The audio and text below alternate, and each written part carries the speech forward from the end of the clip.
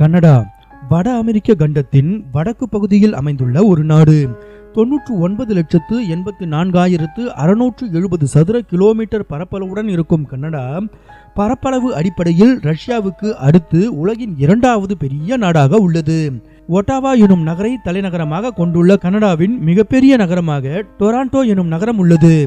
English மற்றும் பிரெஞ்சை அதிகாரபூர்வ மொழிகளாக கொண்டுள்ள கனடாவுடன் நில எல்லையை பகிர்ந்து கொள்ளும் ஒரே ஒரு அண்டை நாடாக அமெரிக்கா உள்ளது. மிக குறைந்த மக்கள் அடர்த்தியுடன் உள்ள கனடாவின் மக்கள் தொகையில் கிட்டத்தட்ட பாதி பேர் மற்ற நாடுகளில் இருந்து வந்து குடியேறியவர்களாக இருக்கின்றனர்.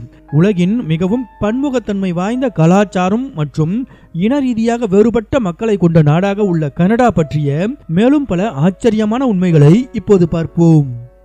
ஜான் காபோட் என்ற இத்தாலிய கடல் ஆய்வாளர் தான் கனடாவை கண்டுபிடித்தார்.